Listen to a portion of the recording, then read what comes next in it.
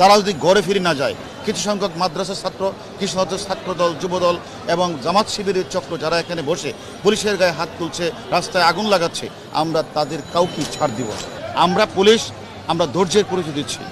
তারা যদি মনে করে দুর্বলতা, তাহলে তারা বুকার স্বর্গে বাস করছে। যারা এই কাজটি করছেন তাদেরকে আমরা চিনি, তাদের নাম আমরা পেয়েছি। আমরা মনে করি তারা দুর্বৃত্ত, তারা কোঠা বিরোধী আন্দোলনের কেউ না। তারা জামাত শিবির চক্র, বিএনপির কিছু রাজনীতি, অপরাজনীতি তারা করে তারা এই বিভিন্ন জায়গাগুলিতে আগুন লাগাচ্ছে, রেলপথ, রেলের স্লিপার তারা তুলে দিচ্ছে, মেট্রো রেল তারা বন্ধ করে দিচ্ছে। তারা আসলে বারবার দেশটাকে সারা অস্থির করতে চায়, রাষ্ট্রীয় সম্পদ তারা নষ্ট করতে চাচ্ছে। আমরা পুলিশ, আমরা ধৈর্যের পরিচয় দিচ্ছি। তারা যদি মনে করে দুর্বলতা, তাহলে তারা বুকার স্বর্গে বাস করছে। আমরা যারা আজকে এই উত্তরা এবং আজকে আমরা যারা যাত্রাবাড়িতে এসেছি, যে সকল লোকদেরকে এখানে ইউজ করা হচ্ছে, তারা কিন্তু ছাত্র না, তারা কোঠা বিরোধী আন্দোলনের লোক না, তারা হলো জামাত শিবির, বিএনপির ক্যাডার।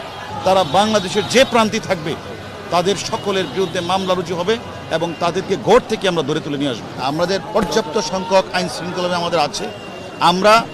আমরা জাস্ট তাদের বোঝানোর চেষ্টা করছি, ধৈর্যের পরিচয় দিচ্ছি। এটা আমাদের দুর্বলতা না। তারা যদি দুর্বলতা মনে করে থাকে তাহলে তারা বোকার স্বর্গে। এর আগেও তারা কয়েকবার 2013 সালে, 2018 সালে, 2023 সালে, 22 সালে তারা বারবার কিন্তু জনগণের জানমালের সম্পদ তারা নষ্ট করেছে।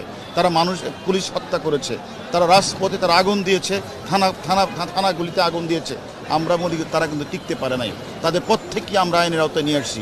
আবারও আমরা এ কথাটা বলতে চাই, বিনীত অনুরোধ করতে চাই, তারা যদি ঘরে ফিরে না যায়, কিছু সংখ্যক মাদ্রাসার ছাত্র, কিছু সংখ্যক ছাত্রদল, যুবদল এবং জামাত শিবিরের চক্র যারা এখানে বসে পুলিশের গায়ে হাত তুলছে, রাস্তায় আগুন লাগাচ্ছে, আমরা তাদের কাউকে ছাড় দিব না।